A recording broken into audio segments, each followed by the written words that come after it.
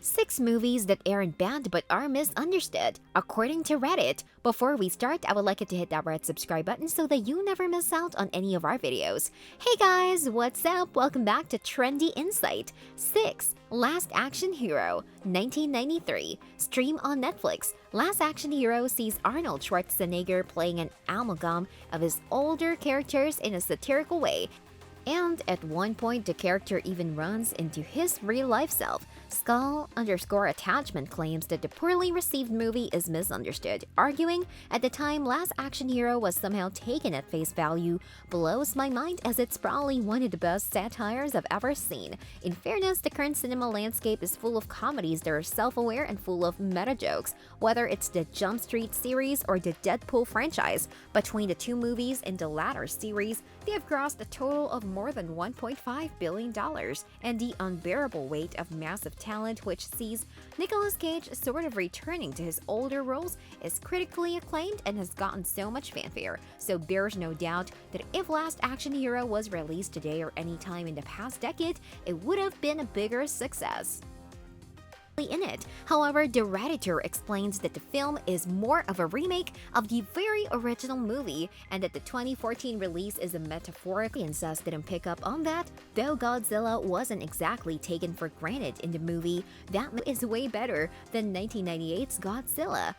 4. Small Soldiers, 1998. Stream on Amazon Prime and Paramount Plus. There was an oddly specific trend of toys coming to life in 90s kids movies. It happens in the Toy Story series, it happens in The Indian, in The Cupboard, and it happens in the criminally overlooked Small Soldiers. The movie follows two feuding groups of toys, military soldiers, and the Gorgonite monsters, and Mindful_Dribble thinks the movie is misunderstood, stating I'll die on this hill. While the Redditor doesn't actually give much of a reason as to why the movie is misunderstood, Small Soldiers is the forgotten 90s gem between the perfectly cast voice acting of Tommy Lee Jones playing Stoic Commando Elite, Chip Hazard, and turning Barbie dolls into armies of expendable frontliners. Small Soldiers is one of the funniest movies of the 1990s.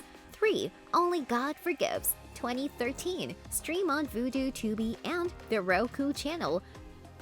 There was a lot of hype surrounding Only God Forgives back in 2013 as it was the second collaboration between actor Ryan Gosling and director Nicholas Winding Refn. After 2011's beloved Drive, the 2013 movie looked just as neon-drenched and spectacular, but it landed like a lead balloon and was criticized for being void of any kind of sensical narrative. But the movie still has its fans, and Jakov_Salinsky thinks that audiences simply didn't understand it. The Redditor specifically refers to one scene.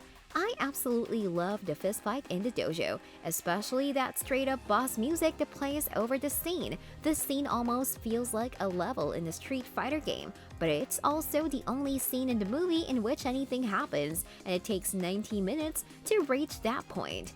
2. Speed Racer 2008. Stream on Canopy. Following the huge financial success of the Matrix movies, regardless of how poorly received they are, the Wachowskis dove even further into innovative CGI and digital effects by adapting the anime series Speed Racer. Just like the two last films in the Cyberpunk series, Speed Racer was lambasted by critics and had a negative reception from general audiences. However, Basa_Mal thinks the movie is misunderstood, arguing it remains one of the most liberally creative films I've ever seen. Sure, it's a bit cheesy, but would it be Speed Racer if it wasn't?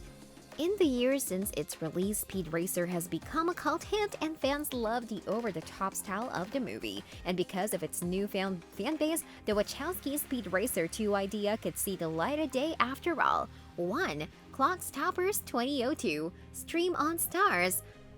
Clockstoppers is a typical early 2000s family movie. It features bad CGI, a Smash Mouth Plague soundtrack, and a goofy sci-fi premise, and those are exactly the reasons why physical_edge_6264 loves it. The Redditor argues if you ignore the DJ contest scene, don't ask, The film handles the time aspect really well for a kids' movie. Yes, it's cheesy, but it is peak 2000s vibes and very straightforward and a fun time for everyone. The movie actually has a unique take on time travel, and in that respect, Clockstoppers doesn't get the recognition it deserves. And at the very least, the film is a time capsule, and in decades' time, if anybody wants to know what 2000s life was like, Clockstoppers would be the perfect viewing experience. This brings us to the end of our video. I hope you enjoyed it. Hit like if you did, and don't forget to subscribe to our channel so that you don't miss any of our videos in the future. Also, watch the 2 videos that are on your screen because I'm sure you love them. With that, I'll see you in the next video.